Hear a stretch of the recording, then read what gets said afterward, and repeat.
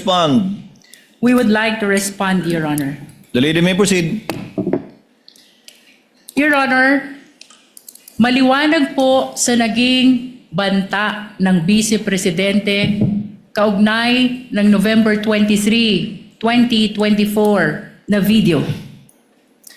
May kinausap siyang tao kaugnay ng kanyang banta sa buhay ng Presidente, ng First Lady at ng dating Speaker. Later, Your Honor, we will present that this special task force was specifically created for the purpose of furthering the investigation because of the possibility of seeing na hindi po mag-isa ang Vice Presidente sa bantang ito. In other words, Your Honor, the mention of Special Task Force, including its creation at ang karagdagang investigasyon nito, passes the test of relevance. As a matter of fact, this is the very reason why we are presenting Attorney Melvin Matibag, the NBI Director, before the Honorable Impeachment Court. Your Honor, the defense likewise mentioned that Special Task Force was not mentioned in the articles of impeachment. Nais ko pong ibalik ang naging desisyon ng kagalang-galang na impeachment court kahapon, kaugnay ng mga dokumento which pertains to acts and omissions prior to 2022 and acts or omissions which were not specifically mentioned in the articles of impeachment. Ang mahalaga po dito, Your Honor, ay itong mga alegasyon or testimony to be presented ay may kaugnayan o relevant sa article of impeachment. It is not necessary that they be specifically mentioned in the articles of impeachment. Finally, Your Honor, they likewise raised the issue of due process of the respondent. It is very much apparent, Your Honor, since day one of our impeachment trial, the respondent is very well represented by her very much able defense panel. In other words, Your Honor, atin pong ibinibigay ang nararapat na due process sa respondent Vice President in as far as this impeachment trial is concerned, kasama na po ang pagtistigo ni NBI Director, kaugnay ng Special Task Force at ang mga naging investigasyon nito. Just a short rejoinder, Your Honor. Counsel for respondent may do so before the chair makes a ruling on the offer and the comments to the offer. You may proceed, Attorney Binlon. Your Honor, considering that the prosecution mentioned dates prior to the appointment of Director Matibag, then we would also add as basis for our objection his lack of personal knowledge. Noted. Chair will now make a ruling. Chair reminds the lead prosecutor to skip the introduction and preliminary questions with respect to the witness being the current NBI Director, having been admitted by the counsel for respondent. Insofar as the phrase banta is concerned, Chair would like to remind the senator judges that that is indeed a conclusion which the prosecutors will seek to prove. For our purposes, tawagin na lamang natin o ituring na lamang natin ang mga pahayagang binitiwan ng ikalawang Pangulo. But lead prosecutor, kindly let the witness testify and characterize it as such if he will, but it should come from the witness and not from any of the counsel for the parties. As to the task force was formed on April 16, 2026, after the impeachment complaints have been filed. Although the impeachment complaint was filed before the Senate in May, the impeachment complaints were already filed prior to the formation of the task force. And as a last point, this, if at all, would show persistence, absence or lack of it, which is an element of the crime of grave threats which the prosecution is seeking to prove. Again, not through their statements, but through the witnesses they will be presenting in the person today of Director Matibag. The chair will therefore allow the testimony, and the counsel for the respondent may object at any time with respect to the points he raised, and the chair will rule each time an objection is raised regarding that matter without prejudice. I'm already seeing what Attorney Binloan will do because he's reaching for the mic. Without prejudice to the counsel, of course, making a continuing objection with respect to his observations to the offer, so that we would abbreviate the proceedings and he won't need to object each time if at all it is brought up. Would that be correct, Attorney? Yes, Your Honor, we register our continuing objection and everything subject to cross, Your Honor. Noted. The lead prosecutor may proceed. Your witness. Mr. Witness, pakisabi po ang inyong pangalan, edad, at iba pang pagkakakilanlan. Ako po ay si Attorney Melvin Matibag na kasalukuyang Director ng National Bureau of Investigation. Ang aming pong tanggapan ay may address na 9th floor Philinvest Cyber Zone Building, Tostado, Macapagal, Pasay City. Nabanggit mo na ikaw ay isang abogado. Gaano ka na katagal sa nasabing propesyon? 29 years po. Saan ka nagtapos ng iyong abogasya? Sa Ateneo Law School po. Bago ang iyong abogasya, ano ang una mong inaral sa kolehiyo? Ako po ay nagtapos ng Bachelor of Arts, major in Philosophy sa University of Santo Tomas. Pagkatapos naman ng abogasya, Mr. Witness, ano ang iyong inaral kung mayroon man? Nag-aral po ako ng Masters of Law, major in Corporate and Finance Law sa Wayne State University, Detroit, Michigan, USA po. You are here as NBI Director. Bago ka itinalaga bilang NBI Director, ano ang iyong mga naging trabaho kung mayroon man?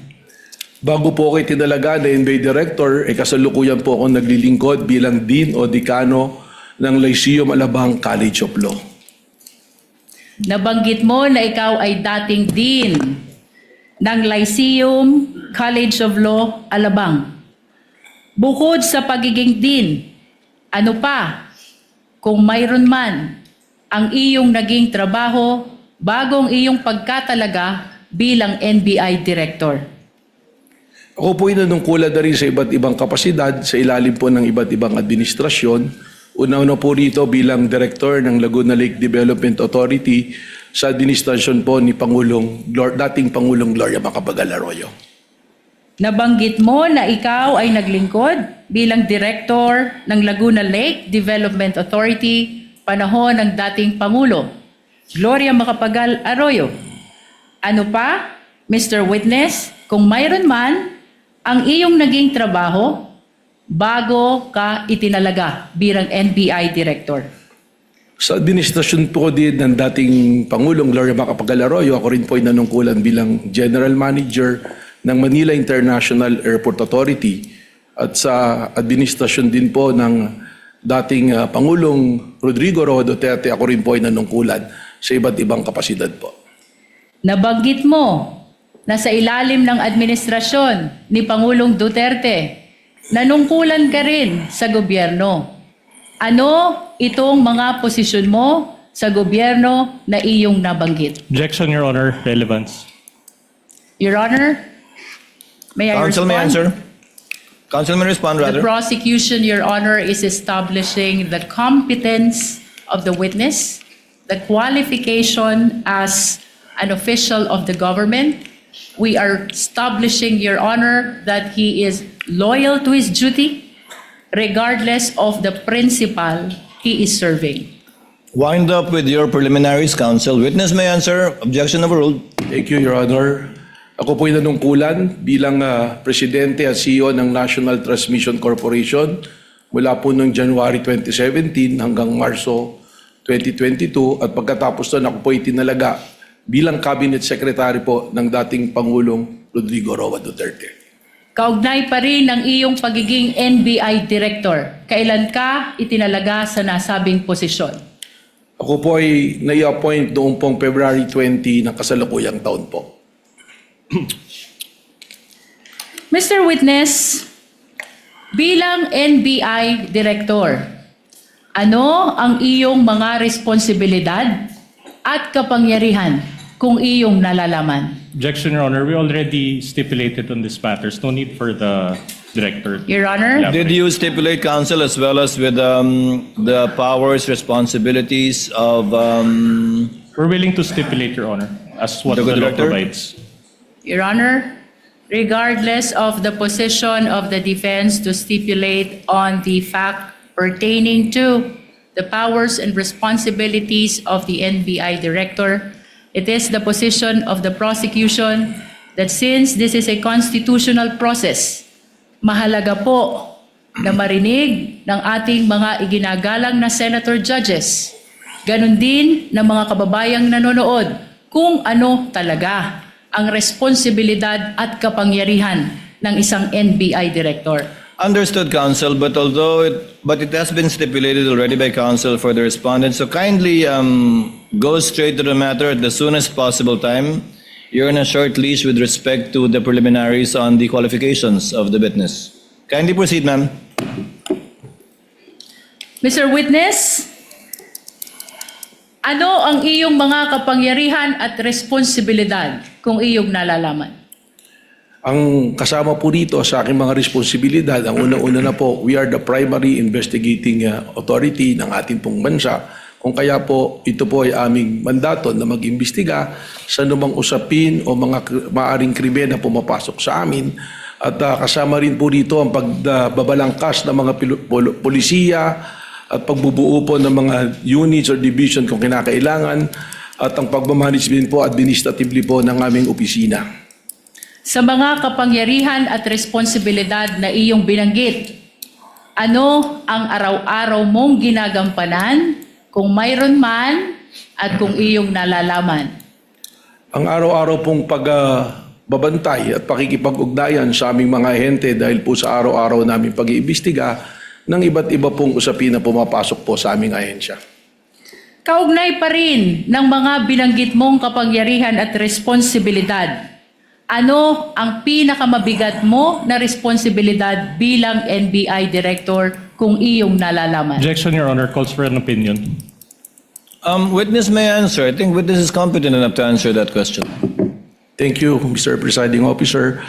Ang akin pong hindi lamang po bilang primary investigating agency, kundi ang amin pong primerong ginagawa ay ang pagbabantay para po sa ating mga taong bayan at bantayan din po ng ating konstitusyon ay may patupad at siguraduhin na hindi po nagkakaroon ng kaguluhan at ligalig para ito po ay puksain, habulin at amin pong kung kinakailangan ay kasuhan ang mga taong lumalabag po sa amin pong mandatong binabantayan.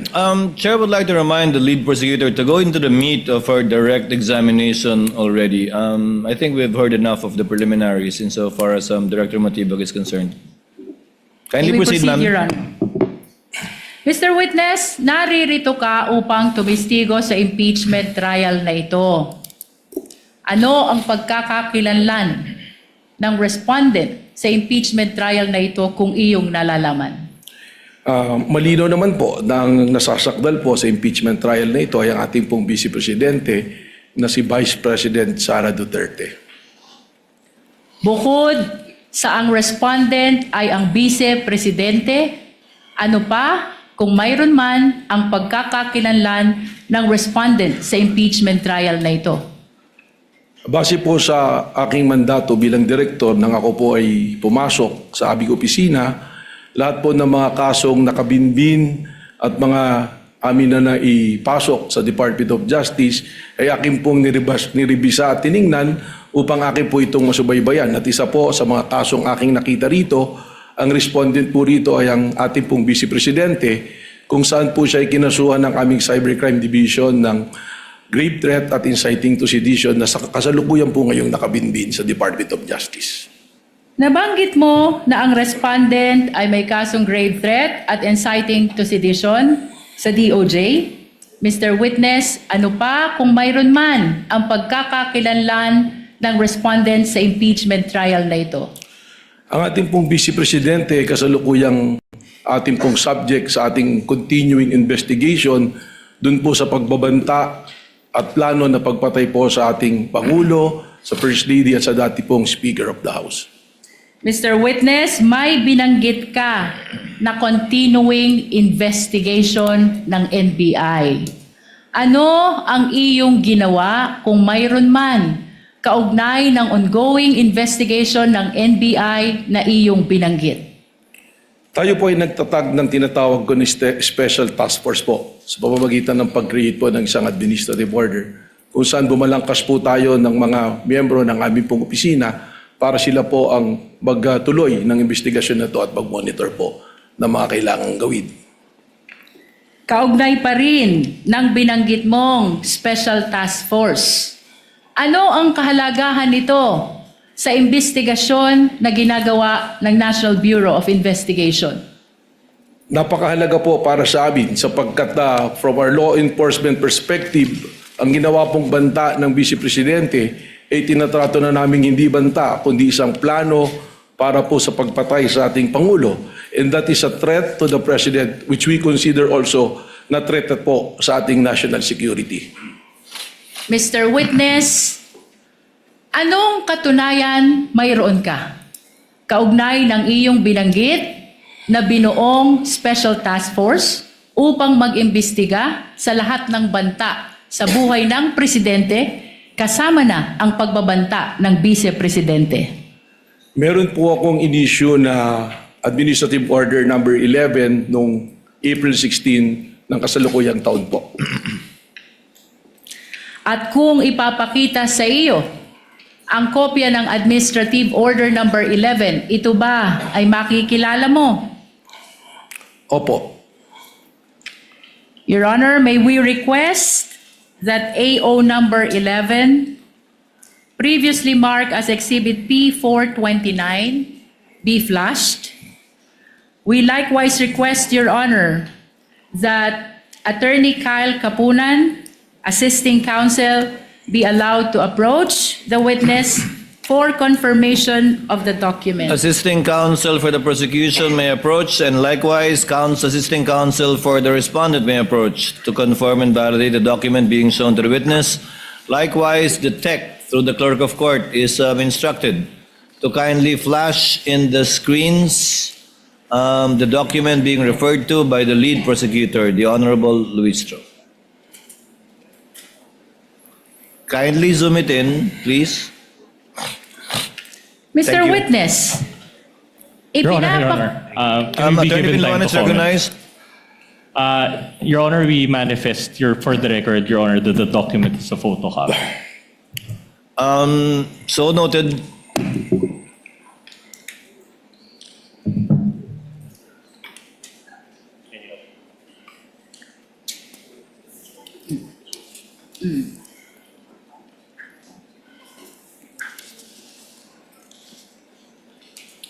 Thus, the lead prosecutor confirmed the observation of the counsel for respondents while we are awaiting, the respondent rather, Your Honor, while we are waiting for their review of the document. Your Honor, after the confirmation of the document, the prosecution will be requesting for the transfer of marking to a certified true copy, Your Honor. At a later time. Yes, Your Honor. Noted. Counsel may proceed when she's ready. Mr. Witness, ipinapakita sa iyo ngayon, may we request the assisting counsel to please show the document to the witness? Attorney Kapunan, kindly. Mr. Witness, ipinapakita sa iyo ngayon ang isang dokumento na may pamagat na Administrative Order number 11. Ano ang kaugnayan nito sa binanggit mo kanina na Administrative Order number 11 na kung saan nabuo ang Special Task Force? Ito po yung aking dokumentong binabanggit. Sa pangalawang pahina ng Administrative Order number 11, makikita ang isang lagda sa taas ng pangalang Attorney Melvin Matibag. Kaninong lagda ito, Mr. Witness? Sa akin po. Your Honor, may we manifest that AO number 11 has been previously marked as Exhibit P 429, and we just want to place on record the request for the transfer of marking at a later time to the certified true copy, Your Honor. Noted. Kaugnay pa rin ng Administrative Order number 11, Mr. Witness. Ano ang komposisyon ng Special Task Force kung iyong nalalaman? Ito po ay binubuo ng iba't ibang division na pinamumunuan po ng aming pong team leader na Deputy Director for Operations at dalawa po na assistant team leader sa pangunguna po ng Assistant Director namin for Investigation at Assistant Director for Intelligence po.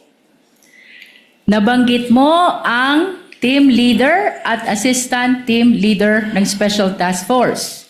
Sino naman ang mga miyembro ng Special Task Force kung iyong nalalaman?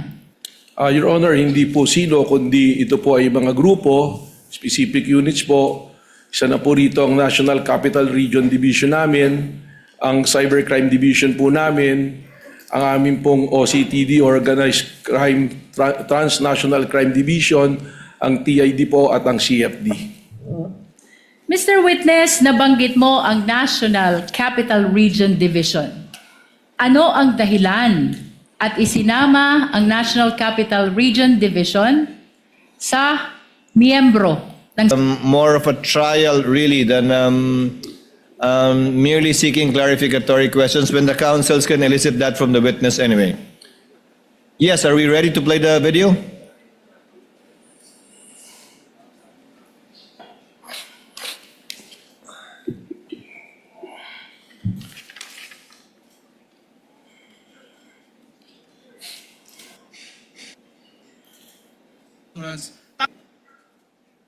Tama na yan. That's okay.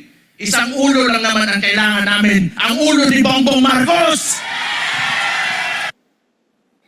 Mr. Witness, napanood mo ang video. Ano ang kaugnayan ng video na ito sa insidente ng Rage Coalition na tinukoy mo kanina? Yan po yung aking tinutukoy na video. Ano ang partikular na sinabi ni Mayor Sebastian Duterte sa nasabing insidente kung iyong naaalala? Sinabi po niya na isang ulo lang naman ang kailangan namin, ang ulo ni Bongbong Marcos. Mr. Witness, ano ang kahalagahan ng insidenteng ito sa Rage Coalition sa investigasyon na ginagawa ng Special Task Force kaugnay ng banta ng Vice Presidente sa buhay ng Presidente? Objection, Your Honor. Up to now, the prosecution has not established the relevance of these incidents to the matter at hand, Your Honor. Your Honor, I'm We're in the objecting on the basis process. of irrelevance, Your Honor. I'm in the process of establishing the relevance already, Your Honor. Counsel, kindly do so as best you can with the shortest possible time. I will allow it. Yung pong video na yan ay amin pong naikumpara sa mga naging pahayag ng ating Vice Presidente na kung saan meron din po kaming bidyong binalikan na ang ating Vice Presidente ay nagre-refer din po sa pagtanggal ng ulo ng ating pong Presidente. Kung kaya't nakita namin po ang pagkakahambing ng statement po ng ating pong Mayor at ng Vice President Sara Duterte.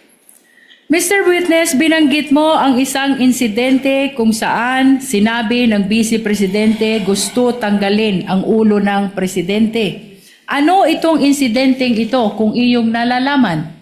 Sa aking pong recollection sa pag-iimbestiga, ito po yung kanyang press conference noong October 18 ng 2024 kung saan sinabi niya, gusto kong tanggalin ang ulo niya ba? At sinabi rin po niya nga, imagine cutting his head. So yan po ang binabanggit ko na video. Kaugnay ng sinabi niya na gusto ko tanggalin yung ulo niya ba? Anong partikular na bahagi ng binanggit mo na video ang tumutukoy sa sinabing ito ng Vice Presidente? Mr. Presiding Officer, respectfully, with your permission, for the timestamp, I want to refer to my Witness notes. is allowed to refer to his notes Salamat with the po. assistance and within the view of the counsel, assisting counsel for the respondent and the prosecution if they so desire. Your Honor, can we ask permission to scan the whole notebook, Your Honor? Or at least the salient portions of the notebook, Your Honor. To look at it, to scan it, to see that if baka may mga nakasulat na iba dyan na wala nang kinalaman. Just to confirm that it is indeed his notes with respect. What is the book you are referring to or notebook you're referring to, Attorney Matibag? Mr. Presiding Officer, actually, diary ko po ito tsaka notes eh. Combination. So kung makikita naman po, mula pa noon, iba't iba pong nakasulat dito. May mga personal po, may mga usapin. Ito lamang pong notes ko na to, nakatuon dun sa date kung saan po nagkaroon na ng investigation po yung Administrative Order number 11. Then just the salient portions, Your Honor. Your Honor, just for the record, we would like to invoke the right of the witness to refer to his notes because that note pertains to investigation notes which were prepared, done, written at the time of the investigation, Your Honor. That is to refresh his memory, Your No, Honor. the presiding officer already allowed it. Counsel for the respondent, your assisting counsel is there. Without necessarily scanning the whole notebook, which might contain other confidential or perhaps personal information, he may observe what the witness is referring to, and you may make your observations known to the record should he observe something out of the ordinary. Witness may answer. Ang timestamp po dun sa sinabi kong gusto kong tanggalin yung ulo niya ba is from 1:35:57 to 1:36:10 po. Your Honor, may we request that the video of the Vice President on October 18, 2024, during her press conference, previously marked as P411, particularly timestamp 1:35:57 to 1:36:10, be played, Your Honor. Has the USB seal been broken by the witness? If not, witness is instructed to kindly break the seal of the marked evidence in full view of the assisting counsels for the parties. Thereafter, for the USB to be brought to the tech booth, and the clerk of court is instructed to have it played with respect to the identified timestamps of Director Matibag.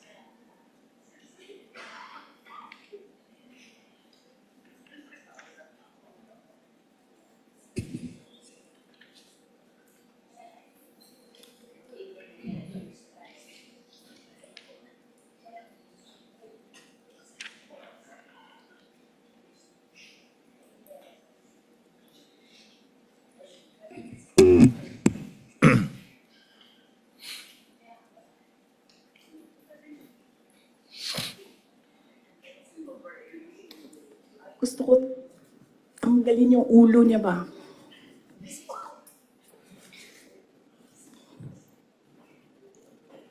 Mr. Witness, Toxic napanood mo ang video. The video is still playing, I believe, lead prosecutor. Unless you want it cut already. Yung times. It may be cut, Your Honor. I'm sorry? Do you It want? may be cut, Your Honor. Okay. The timestamp is only 1:35:57 to 1:36:10. Mr. Witness, napanood mo ang video?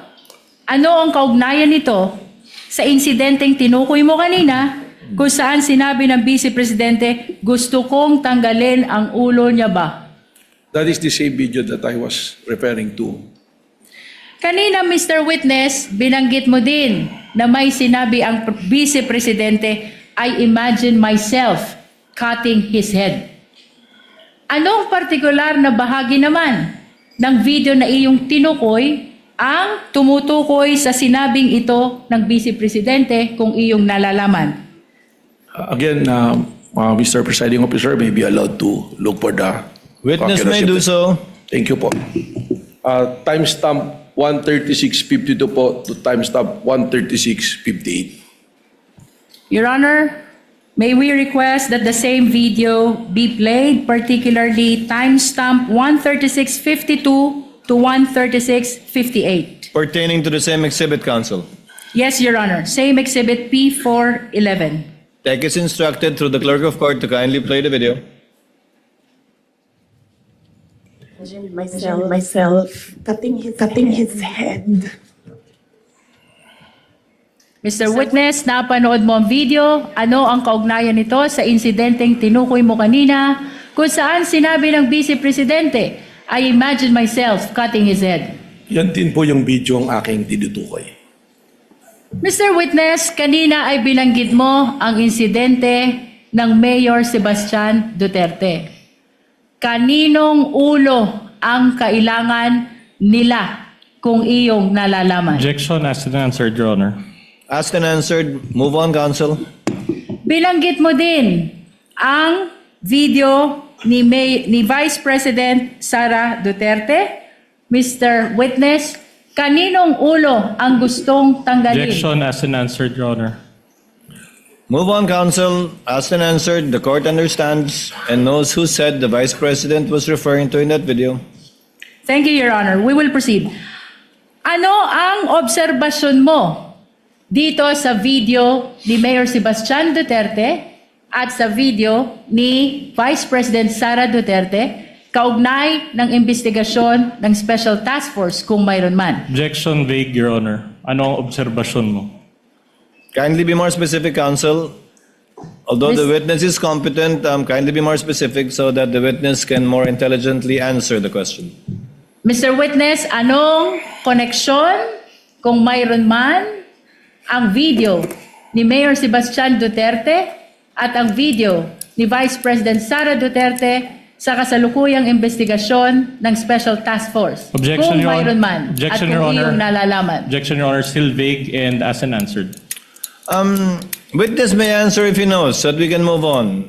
Director Matibag, kindly respond. Salamat po.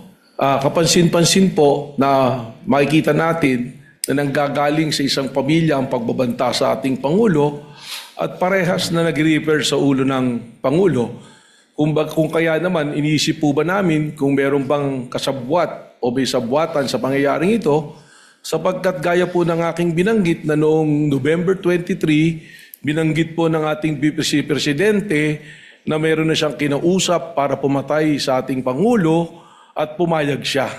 Kaya ito po ang amin pong tinututukan sa task force na amin pong itinatag. Objection, Your Honor. We would have to object as to the answer being non-responsive, and we would like to move, Your Honor, that it be expunged from the records. Your Honor, the witness has answered already, and that should form part of the transcript of our trial today. Then we move to strike it off, Your Honor. The objection is overruled and the motion to strike is denied. Let it remain in the records for the appreciation of the senator judges as to the weight they will give that particular part of the witness's testimony. We will submit, Your Honor. Mr. Witness, binanggit Councilman, mo proceed. kanina na may kinausap ng tao ang Vice Presidente. Ano ang kahalagahan nito sa inyong investigasyon sa Special Task Force? Kung mayroon man. Sapagkat ito po, yung amin mismong tinitingnan, sapagkat ang tingin nga po namin dito, that the threat is serious, active, and continuing doon po sa banta sa ating presidente. At dahil ito ay seryoso, aktibo, at patuloy na umiiral, ay nagiging banta na rin po sa ating pambansang seguridad. Sapagkat anuman pong banta sa seguridad ng ating Pangulo ay banta po sa ating national security.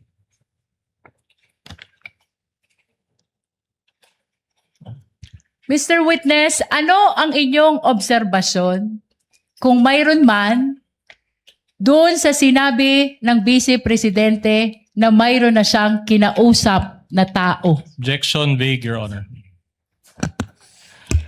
Your Honor, the witness is very much competent. Please allow him to answer the question. Witness objection overruled. Witness may answer. Kindly move on, counsel. I think I know where you're getting at. But kindly move on toward your point. Witness may answer. Ang obserbasyon po namin dito ay hindi na ito isang banta, kundi isang plano. Sapagkat ang tingin po namin dito ay inianunsyo ng ating Vice Presidente ang kanyang planong pagpatay sa Pangulo ng Pilipinas at mga nabanggit pa ang kanyang gustong ipapatay doon po sa kanyang pagbabanggit sa kanyang press conference. Kanina, Mr. Witness, binanggit mo ang investigasyon ng NBI noong November 2024. Ano ang pagkakaiba, kung mayroon man, ng investigasyon ng NBI noong November 2024 sa kasalukuyang investigasyon ng Special Task Force na nag-umpisa noong Abril 2026? Malaki po ang pagkakaiba. Yung investigasyon po na natapos na ginawa noong November 24 na nag-iimbestiga doon po sa grave threat at sa inciting to sedition, ito po ay ordinaryong krimen na iniimbestigahan na sa ngayon po ay nakabinbinma sa Department of Justice para sa kanilang resolusyon. Pero ang amin pong iniimbestigahan ay sinuulit ko nga po, the serious, active, and continuing threat to the life of the President which already transcend to a national security issue. Sapagkat malinaw po na hindi na ito banta, kundi isang plano na patayin ang Pangulo ng Pilipinas. With the permission of the Council of the Parties, Chair would like to clarify for the record and for the Senator judges that the investigation conducted by the NBI in November of 2025, the witness was not yet the director at that time, but he can testify as to the fact that the agency he now heads conducted the investigation, but not as to the truth of the investigations conducted at that time, but as to the fact that investigations were conducted only. You may proceed, Counsel. Mr. Witness, ano ang dahilan? Bakit kasama ang video ni Mayor Sebastian Duterte sa inyong sinasabi ngayon na ang bantang ito ay banta na sa national security kung mayroon man? Objection asked and answered, Your Honor. Asked and answered, Counsel. Move on. Your Honor, as a matter of fact, we haven't asked that question and the witness is supposed to explain the reasons why the video was actually considered in their observation that this is a threat to national security. I believe the witness already answered that any threat to the president is a threat to national security, to the national security of the country. And earlier, the counsel already asked the relationship of the video to that statement of the witness, which the chair allowed. We're Okay. already there, counsel. Please move on. Bilang karagdagan, Mr. Witness, sa iyong binanggit na issue ng national security, kaugnay ng video ni Mayor Sebastian Duterte, ano pa ang dahilan, kung mayroon man, kung bakit isinama siya sa pagsusuri ng Special Task Force? Sapagkat dito lang nga po na makikita ng naging pagbabanta ng ating Vice President ay nagkaroon po ng tinatawag natin na epekto. It is a kinetic force na kung saan yung mga nakarinig ng kanyang pagbabanta ay gumagaya na rin at nagbabanta. Lalong-lalo na sila ay nabibilang sa isang pamilya. That is the very purpose of the task force, to monitor all those threats na lumalabas po ngayon at sa araw-araw nga, meron po tayong nakikitang threat sa social media, sa mga pahayag po during the mga rallies, ay tuloy-tuloy po na banta sa ating pong Pangulo na umaabot na po na banta sa ating national security. Binanggit mo ang kinetic force. Anong ibig sabihin nito, Mr. Witness? Na yung kanila pong aksyon ay nagkakaroon po ng epekto para kumilos sa mga nakakarinig, ang kanilang mga supporter, upang maghasik po ng ligalig at kaguluhan po sa ating pong bansa at hindi na nirirespeto ang ating pong konstitusyon at wala na rin pong pagtingin sa ating democratic process. Ano pa ang dahilan, kung meron man, bakit isinama sa pagsusuri ang video ni Mayor Sebastian Duterte kaugnay ng Rage Coalition Rally? Yung Objection presensya, asked and answered, Your Honor. Witness may answer. yung proseso po namin na yan, doon po namin nakita na sinasabi ko nga, yung mga participants dito, yung po mga kilala na mga tao na nagdudulot ng ligalig at pagtutol sa demokrasya po natin. At nandiroon din po yung broadcast na yan, napakarami pong naabot na tao, nasa 600,000 plus po yung live broadcast niyan. Doon na po papasok yung tinatawag ko nga kanina na sinabi kong kinetic force na maaaring magkaroon po ng reaksyon ng mga taong nanonood na ito na hindi po maganda at makagugulo po sa pag-promote po natin ng law and order na primero po nagawain po dapat ng National Bureau of Investigation. Binanggit mo na may mga kilalang personalidad na nakibahagi sa Rage Coalition Rally. Sino-sino itong mga ito? Objection, Your Honor, irrelevant. Witness may answer. Makita po natin doon, may mga senador din po na nandoon. Nandoon din po si Mike Defensor at nandoon po ang mga haligi po ng PDP laban na akin po mga kakilala. Nandoon din po ang mga iba't ibang leader sa iba't ibang rehiyon na akin na pong nakasama noon nung ako ay miyembro pa ng PDP laban. Mr. Witness, ano ang ibig sabihin ng rage kung iyong nalalaman? Objection, Your Honor, irrelevant. I think counsel has already made the connection between the rage, the statements of Mayor Baste, and the statements of the respondent. Witness may answer. Sa Tagalog po niyan ay galit o puot. Yun po. Wala pong acronym yon, Director Matibag. Hindi po kasi tumutugma doon sa acronym nila dahil yung acronym nila Reform Alliance for Good Governance. So hindi po RAGE eh. So medyo malayo po. May proceed, Your Honor. Counsel may proceed. Nabanggit mo din, Mr. Witness, na maraming nanood ng videong ito. Ilan ang nanood ng videong ito kung iyong nalalaman? Sa live broadcast po, lumabas po na nasa 600,000. At ano ang kahalagahan na 691,000 ang nanood sa live broadcast ng videong ito kung mayroon man? Again, ganoon na po kalawak yung nakikita natin na resulta ng pag-asik po, ng ligalik po at pagbabanta po sa kayusan, pati na rin po sa seguridad ng ating Pangulo. Mr. Witness, kanina binanggit mo ang pagkakaiba ng naunang investigasyon ng NBI sa kasalukuyang investigasyon ng Special Task Force ng NBI. Ngayon, ano naman ang ginawa ng NBI sa pagitan ng unang investigasyon kung saan na-file ang kasong grave threat at inciting to sedition sa DOJ, February 2025, sa kasalukuyang investigasyon ng Special Task Force na inumpisahan nung buuin ang STF April 2026. Kung mayroon man. Ang sa pag-alam ko po, Counsel, you mean April 16, 2026. That's the you're referring to AO11. Yes, Your Honor. Witness may answer. dun po base po sa tanong ng mula February 25, 2025, ako po ay hindi pa NBI noon, subalit nung ako po ay nag-assume nung February 20, kasama po sa ating pinag-aralan yan at alam naman po natin na ang mandato ng NBI ay ang patuloy na bantayan ng seguridad ng ating mga opisyalis at siguraduhin na may law and order. So ako po na-appraise naman na tuloy-tuloy ang mga monitoring at consultation po at surveillance na ginagawa ng iba't ibang unit noon. Ngayon, nung ako naman po ay pumasok bilang NBI Director at atin pong pinag-aralan yung mga kaso, noong April 16 nga po, itinatag na po natin ang task force na ito upang po matutukan ang mga issue na akin na nga pong nabanggit. Mr. Witness, maraming salamat sa iyong paglilinaw, kaugnay ng nauna at ng kasalukuyang investigasyon ng NBI. Kaugnay pa rin ng Special Task Force, ano ang iyong naging direktiba kung mayroon man? Kaugnay ng video ni Mayor Sebastian Duterte noong April 12, 2026.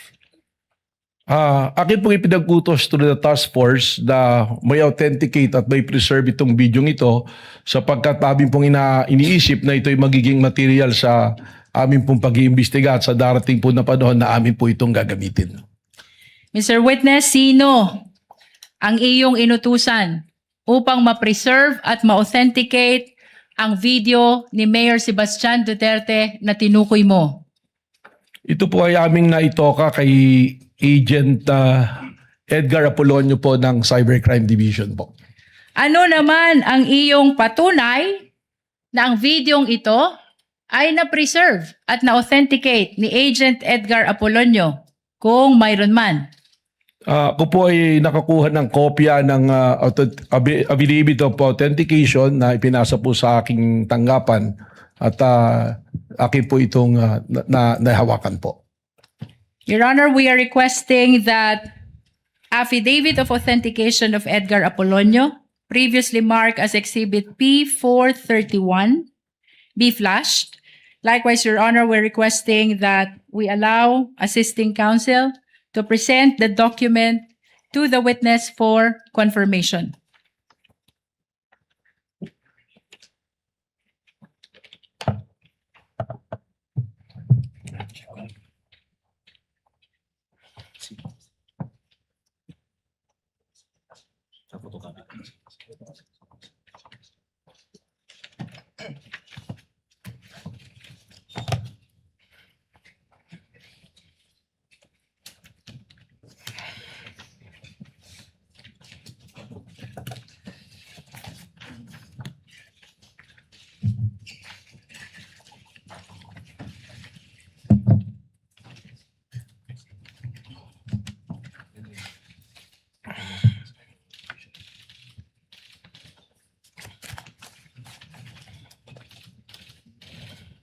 Mr. Witness, we are presenting to you a document entitled Affidavit of Authentication.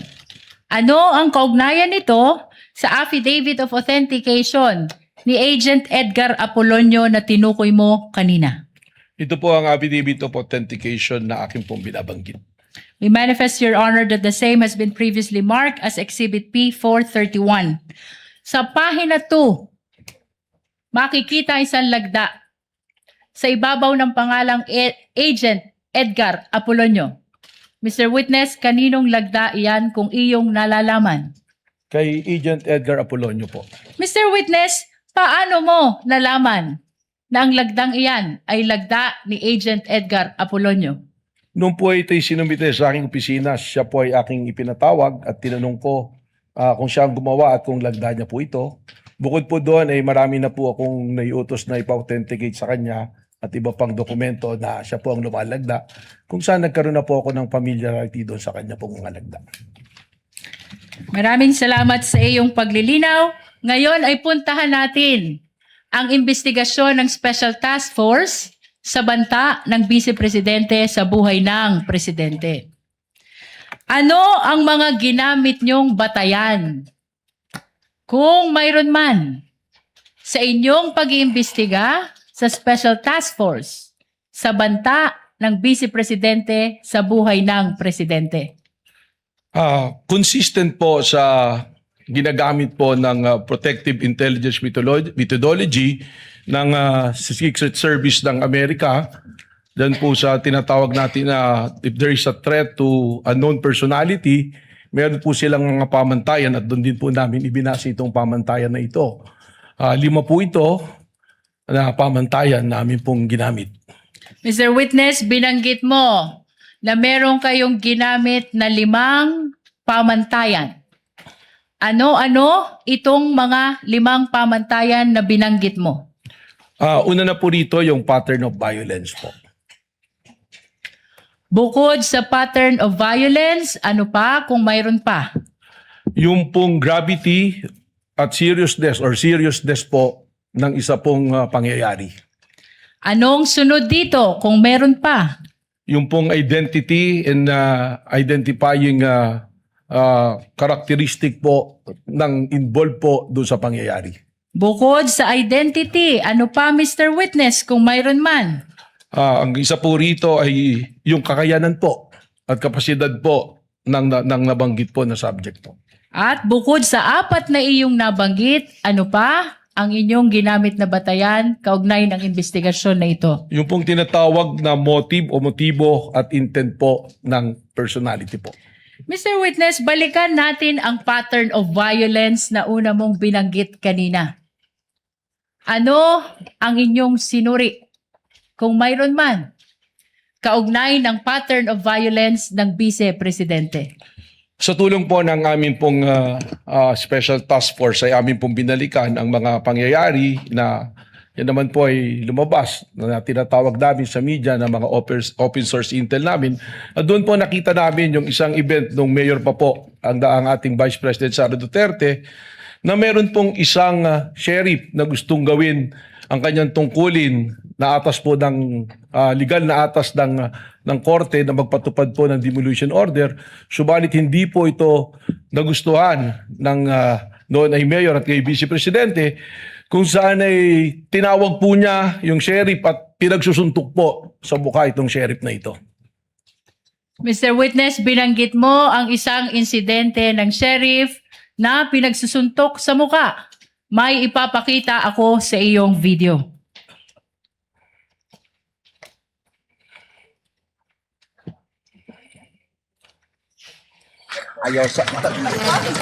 Noong July 2011, habang nakaupong mayor ng Davao City, sinapak ni Vice President Sara Duterte ang isang court sheriff. Ito ba ang insidenteng tinutukoy mo?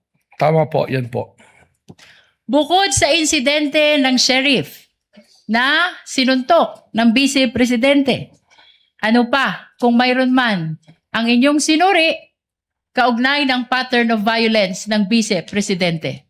As part of our investigation, kami po ay nakakakuha ng mga dokumento related po dito sa aming inimbestigan kung saan we got hold of a affidavit of ito pong dating police ni si Arturo Las Canas na self-confessed member ng DDS na kung saan doon po sa kanyang affidavit na yan ay atin pong nakita at inilalarawan po at sinasabi nitong ni Arturo Las Canas na ang Vice Presidente mismo ay kasama doon sa Oplan Tokhang, isa sa mga arkitekto ng Oplan Tokhang. At dito rin po niya sinabi na instead na barilin at patayin para hindi nalalaman ng media, ay kidnapin na lamang yung mga subject po, mga shabu users o kaya yung pong ibang gumagawa ng krimen o nagtitinda ng droga at ibaw na lang po sa isang quarry. Na kung saan natagpuan po later nitong Laod Quarry na mayroon pong mga biktima ng extrajudicial killings. Mr. Witness, nabanggit mo ang affidavit ni Arturo Las Cañas. Nasaan ang affidavit na tinutukoy mo? Objection, Your Honor. May we know the relevance of all these questions? Your Honor, we're establishing the pattern of violence. And this is very much relevant. Witness may answer. Sa pagkakalam ko po, ang affidavit na ito ay nakasumito po sa International Criminal Court na sasalukuyan po dumidinig ng kaso ng extrajudicial killings po. Kaugnay pa rin ng affidavit of Arturo Las Cañas. Nasaan ang kopya nito kung mayroon ka man? Meron po Objection, Your Honor. The witness is not competent to provide an answer on an affidavit that he did not execute. Your Honor, may I respond? Lead counsel may respond. Your Honor, this affidavit of Arturo Las Cañas can be considered as a declaration against interest. He's saying in the affidavit na siya ay hitman, na siya ay bahagi ng Davao Death Squad. And under the rules, Your Honor, this may be considered also even with respect to third party. And in this particular case, Your Honor, the Vice President, the respondent, is the third party. Just a rejoinder, Your Honor. Counsel for the respondent. Then we would have to object to that, Your Honor, because it will be Mr. Las Cañas, if at all, who has the personal knowledge. We're already going into the contents of such affidavit, and the witness is incompetent to testify on that. Chair will make a ruling. It is of no moment that it is a declaration against interest. Again, it is not an exception to the hearsay rule. It's certainly not a declaration against the interest of the witness. However, the court will allow it as part of the testimony and narration only of the witness, not as to the truth of the allegations of fact contained in the affidavit of Las Cañas, just as to the fact that the affidavit went through the office of the NBI director, that he knows of the affidavit, but certainly for the information likewise of the senator judges, not as to the truth of the allegations stated in the Las Cañas affidavit. Witness may answer. Your Honor, we will submit, but we register continuing objection. The continuing objection of the counsel for respondent is duly noted. and entered into the records. Mr. Witness, kaugnay pa rin ng affidavit ni Arturo Las Cañas. Nasaan ang kopya ng affidavit na ito? Meron po akong CP. Counsel, witness already answered. He said it is in the ICC, I believe. Your Honor, I am pertaining to his actual copy. You may proceed, counsel. Witness may answer. Nandito po sa akin, dala-dala ko po yung kopya ng affidavit. Your Honor, may we allow the witness to present his own copy? Witness is allowed to produce a copy he is mentioning, is referring to rather in his testimony.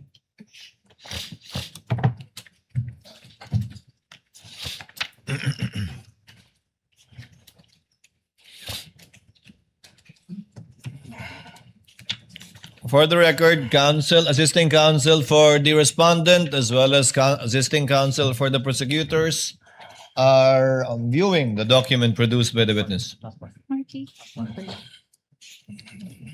Your Honor, just a comment. Counsel for the respondents recognized. Your Honor, it appears that this document has not been marked during the pre-trial conference. Your so Honor, may I respond to that? not yet done with my manifestation. Let the counsel for respondent finish, counsel. So in other words, may we request, Your Honor, that we be given a copy of such document as well for our perusal. The prosecutor is so instructed to kindly furnish a copy if indeed this document has not yet been marked. Your Honor, may I respond to that? Counsel may respond. The affidavit of Arturo Las Cañas has been previously marked as P-2-10-1-W, Your Honor, for the prosecution. Then I stand corrected, Your Honor, but can we still request for a copy? Nevertheless, kindly give the counsel for respondents a copy. We submit, Your Honor. Counsels rather for respondent a copy. Thank you, counsel.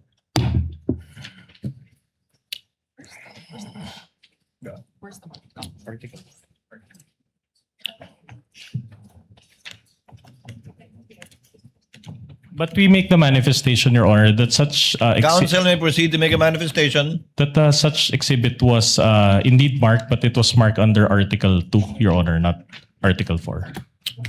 We confirm, Your Honor. Nevertheless, we maintain that this document has been marked during the pre-trial conference, Your Honor.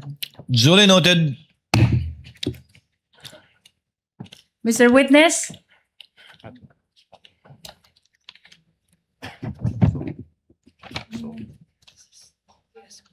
Ito yung copy niya. It's the same.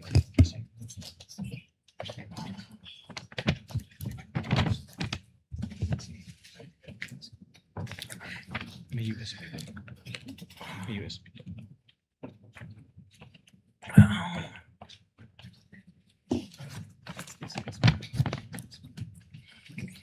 Is this part of the mark?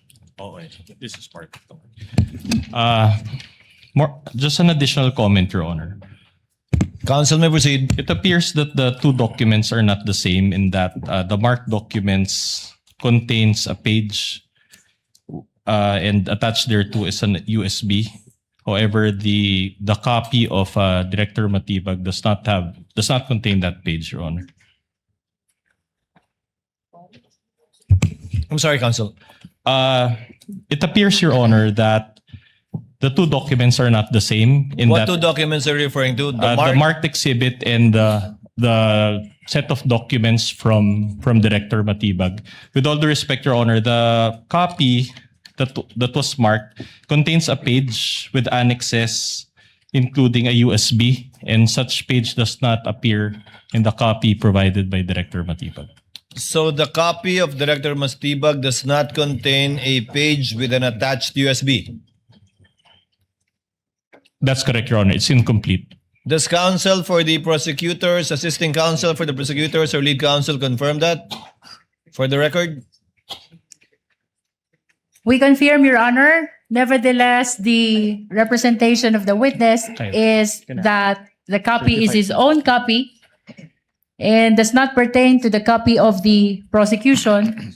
And we will be willing, Your Honor, to use the pre-marked copy for the purpose of confirmation of the witness, Your Honor. If you have it with you, counsel, why not just use that copy?